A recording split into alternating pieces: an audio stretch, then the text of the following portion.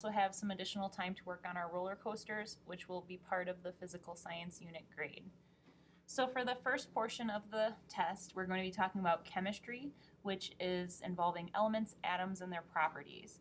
So what is an element? It is a substance that cannot be broken down into other substances by heat, light, or electricity. Think back to the lab that we did that had the battery with the two pencils, and we put the pencils into water. When we put electricity through those pencils from the battery, we saw bubbles forming at the ends of the pencils. And we were basically taking that molecule of water and we were breaking it down into hydrogen and oxygen, which are the elements that make up water. So we made it the smallest possible substance it could be. What system of organization is used to put elements in order according to their properties? That's the periodic table. Remember, we had a great picture of the periodic table in our science books. It puts the elements in order according to their atomic number in the corner, the left-hand corner, and then it also makes their rows or their columns according to properties they share, such as if they're a solid, a metal, or a gas, and how they might react to different things.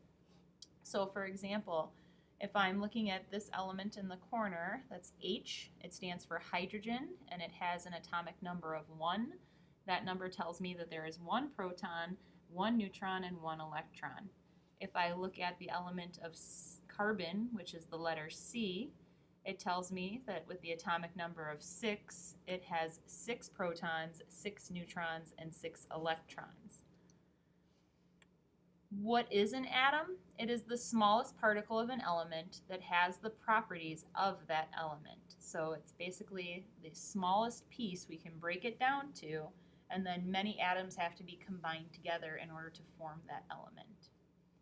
What is in the center of an atom called? It's called the nucleus, and remember that's where you can find the protons and the neutrons. So then we get to our next question of what is a proton? It's a particle of an atom that has a positive charge, so we usually just write a little plus sign. The next question is what is a neutron? A particle in an atom that has no charge. And so what charge would it have? None. What is an electron? It is a particle in an atom that has a negative charge. So you would find a negative sign or a dash in that spot. All right, so if we're going to draw and label a carbon atom, we have to go back to our periodic table and we have to look and see what the atomic number is. And right here it shows me that an atom of carbon has 6. So now I'm going to draw my picture, and I'm going to have to put that there are 6 protons and 6 neutrons in the nucleus, which would be found in the middle. So in order to remember my positive charges, I'm just going to make 6 plus signs. So 1, 2, 3, 4, 5, 6. And then I'm going to fill in with 6 neutrons. 1, 2, 3, 4, 5, 6. And then I'll just draw a circle so you can see that that's my nucleus. Now, in order for it to be an atom, it has to also contain electrons. So I'm going to draw that outer ring. And so on my outer ring then, I'm just going to write 6 electrons. So 1, 2, 3, 4, 5, and 6. The next question, how do you know how many protons, neutrons, and electrons to include in your drawing? Well, it's pretty simple. You just look at that really important number that's called the atomic number, and you can just even write it's the element's number on the periodic table.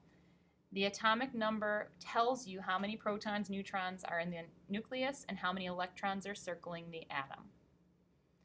So what is a molecule? It's 2 or more atoms joined together, the smallest unit of any substance, or many substance, I apologize. What is a compound? It is a substance made up of atoms of more than one element. If you think of water, water is made of 2 elements. It has hydrogen and oxygen. They have to combine together in order to make that brand new compound.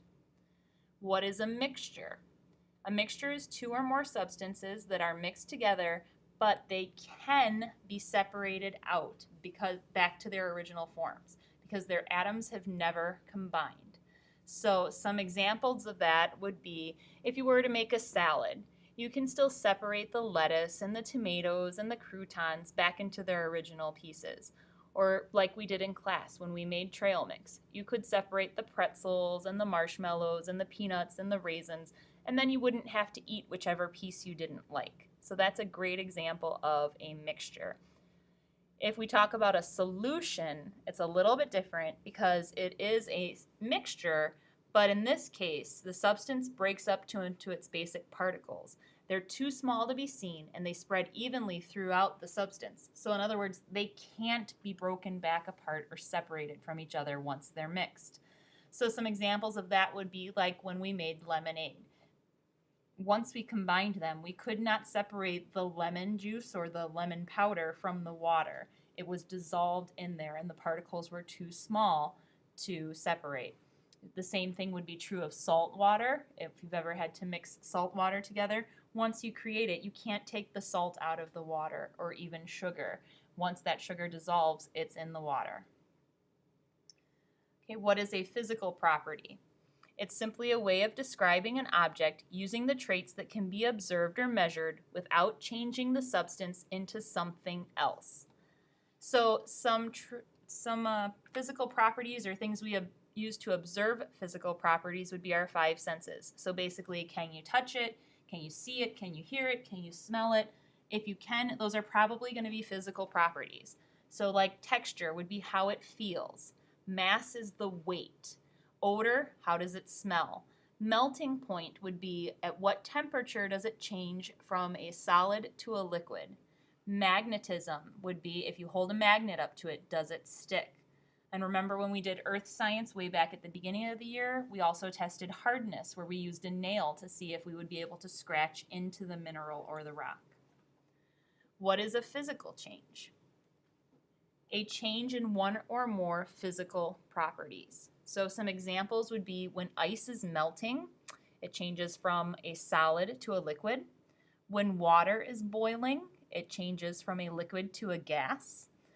When we make peanut butter, we change the peanuts by blending them and they become creamy and smooth, almost liquid-like. Origami is a fantastic example. You fold the paper, you change its physical characteristics to make it into different shapes, but it's still going to be paper. You haven't changed what it's made of.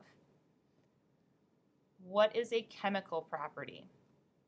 A chemical property describes the way a substance reacts with another substance. Some examples would be when you have a piece of wood. When you are trying to make a fire out of it, it changes. It doesn't stay a piece of wood. So it has this ability to burn and make heat, and when it goes through that change, it turns into ash, which is a little bit different than the wood you started with. Another example would be if it reacts to certain types of acid. Remember we read about the difference in real gold and fool's gold. One of the ways scientists can tell the difference between them, they look a lot alike physically, but real gold will not react with a certain type of acid, whereas fool's gold, if it has a drop of acid on it, it will start to smoke and steam and have a reaction. What is chemical change? It's a change that produces new substances with new properties. So some examples would be when we're making a cake, we'd put the batter in the oven. Those chemical changes start to happen. The cake actually has to rise and have some air bubbles baking up inside of it. And when we take it out, it's no longer the same batter that we put in. Tomatoes growing in our garden. When tomatoes are growing, they're green on the vine and they're usually pretty tough and kind of hard. We know that you can eat them when they're green, but we know most people like to let them ripen first. And so it has to go through a chemical reaction with the sun. And when the sun has made that reaction happen, we see the tomatoes turn red, and we also notice that there's some differences in their taste and in their texture as well. What is a chemical reaction? It's a process that produces one or more substances that are different from the original substances. So we're starting with two or more things, and our product is going to be completely different. So an example would be when we have metal and we combine it with water. It quite often turns into rust. So we go from iron to iron oxide, which is rust. If we think back to our lab where we used vinegar and baking soda, we combined the two together, and we did have a little bit of liquid in our bottle, but the reaction that happened made carbon dioxide, which then blew up the balloon instead of air. It made something completely different that we didn't start with from the reaction that was happening. Okay, our next set of questions is all about physics, and that's going to be a lot with motion, how things move, and talking about weight, gravity, etc.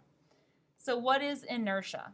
Inertia is the tendency of an object to stay at rest or to remain in motion unless an outside force causes a change. So in other words, remember we put a pencil on our desk. It wouldn't move unless something pushed it to start rolling or moving.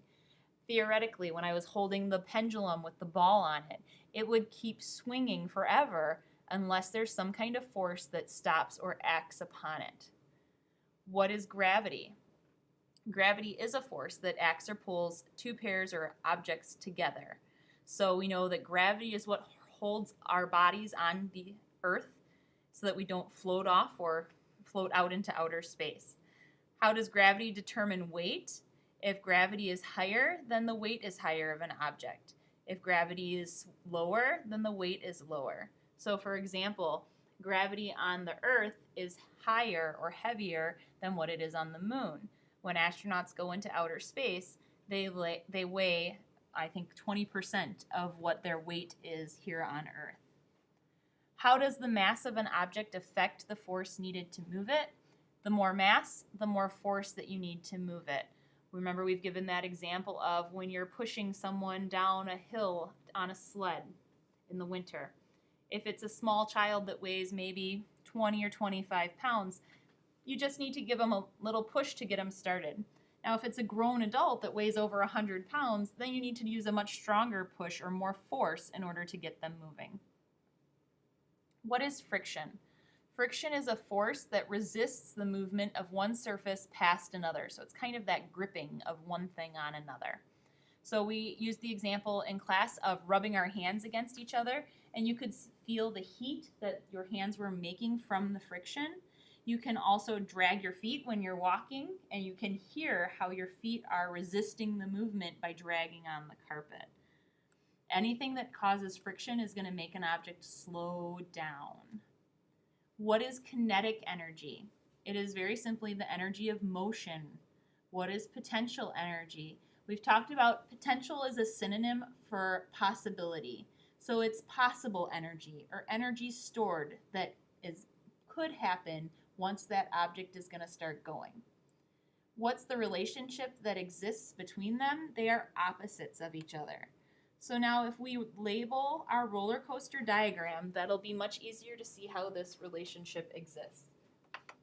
So we have the top of our roller coaster, the drop, and then the end.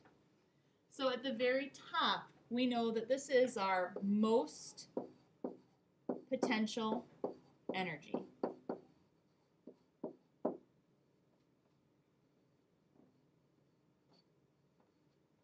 We have the possibility of going the fastest when we're at the top of the hill. Because they're opposites, that means that this is our least kinetic energy.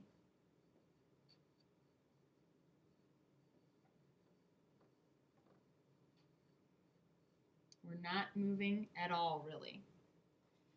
When we get to the bottom, well, we know our roller coaster starts going down the hill. And that's where the change starts happening. So at this point, we know that our potential energy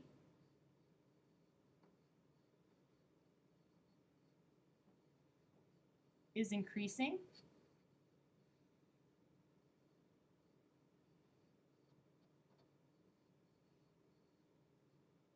Oh, I'm sorry. Our potential energy is decreasing.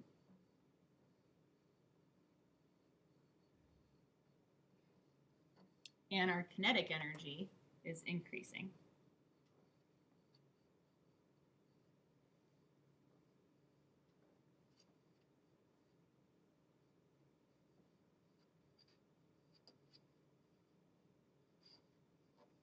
because now our motion, our speed is picking up as we go down the hill.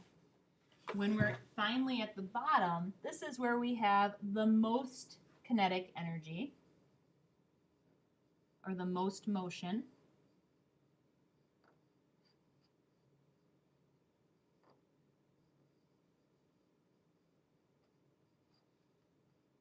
And because we have the most motion, this is going to be our least potential energy.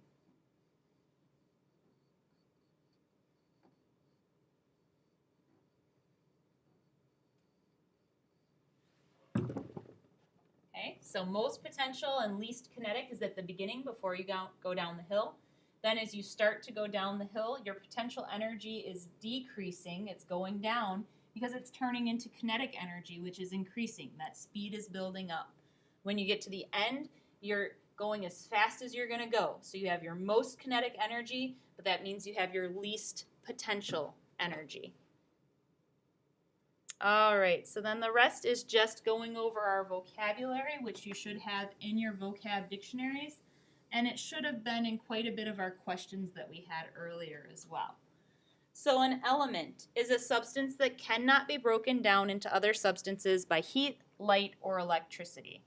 The periodic table is a chart that classifies elements by their properties.